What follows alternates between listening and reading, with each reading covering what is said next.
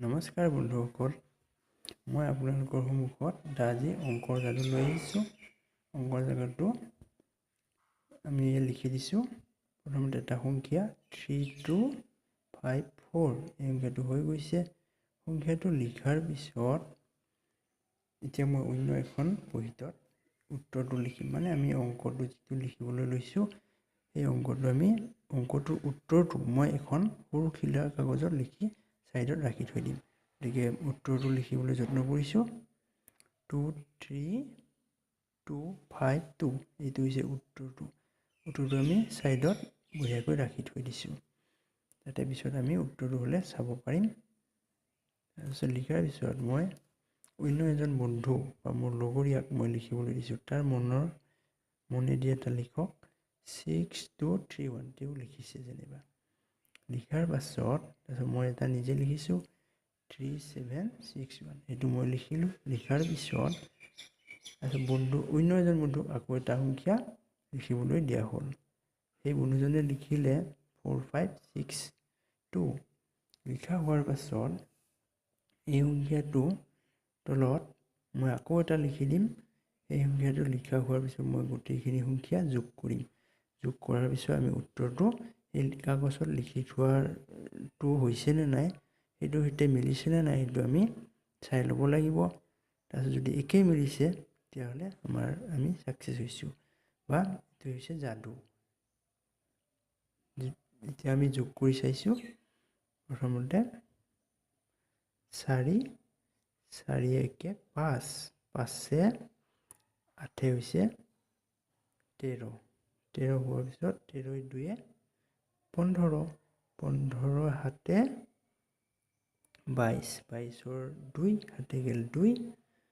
তাৰপিছতে আকৌ 5 5 3 8 8 6 14, 14 6 20, 20 3 23 আৰু হাতে যোৱাটোৰ লগত 25 হোৱাৰ পিছত 25 5 হ'ল, 6 হাতে গেল 2। নেক্সটটো হৈছে 2 2 4 4 7 11 11 5 হৈছে 16 16 4 20 আৰু হাতে যোৱাটোৰ লগত 2 22 22 2 হাতে গেল 2। তাৰপিছত নেক্সট 3 6 9 9 3 12 12 4 16 16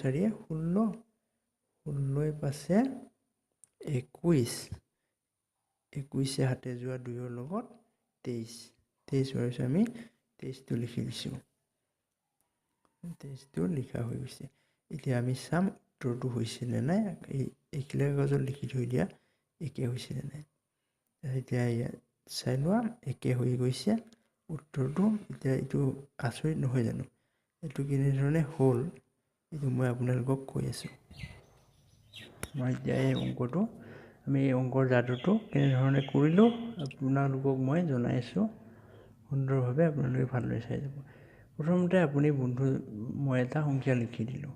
সংখ্যাটো লিখাৰ পিছত আমি কি কৰিলোঁ, তাৰপিছত আমি উত্তৰটো লিখিলোঁ বা অন্য এখন কাগজত আমি এনেধৰণে উত্তৰটো আমি লিখি বেলেগত অন্য জেগাত এনে টোপোলাই ছাইডত ৰাখি দিলোঁ। তাৰপিছত এতিয়া কথাটো হ'ল আমি উত্তৰটো কেনেকৈ জানিলোঁ। এতিয়া উত্তৰটো কেনেকৈ জানিলোঁ মই আপোনালোকৰ ছাইডত লিখি দিছোঁ। উত্তৰটো হৈছে 3254 এই সংখ্যাটো। ইয়াৰ লগত আমি এটা 2 সংখ্যা বিয়োগ কৰি দিব লাগিব। 2 বিয়োগ কৰাৰ লগে লগে আমাৰ কি হ'ব, 4 পৰা 2 গ'লে 2, 5টো 5 থাকিল, তাৰপিছত 2 3 এনেকৈ হৈ গ'ল। হোৱাৰ পিছত এতিয়া 2 সংখ্যাটো কি হ'বগৈ, আমি 2ৰ লগত 2 বিয়োগ কৰা হৈছে, তাৰ কাৰণে আমি 2টো আমি আগত ৰাখি দিলোঁ। এইটো হৈছে উত্তৰ। গতিকে একে হৈ গ'ল, হয় নহয় জানো? সেইটোৱে মেইন কথাটো হৈছে আমি উত্তৰটো আগতীয়াকৈ লিখিব পাৰোঁ। তাৰপিছত নেক্সট কথাটো আহিল, এই সংখ্যাটো তোমাৰ বন্ধুজনে লিখিলে। বন্ধুজনে লিখাৰ পিছত মই এটা লিখি দিলোঁ। মই এই সংখ্যাটো চাব লাগিব যে 6ৰ লগত কি সংখ্যা যোগ কৰিলে 9 হয়। 6ৰ লগত 3 সংখ্যা যোগ কৰিলে 9 হয়, 2ৰ লগত 7 9 হয়। এনেদৰে এইটো প্ৰচেছ 3ৰ লগত 6 9 1 8 9 এনেকৈ 9 9 হৈ গ'ল।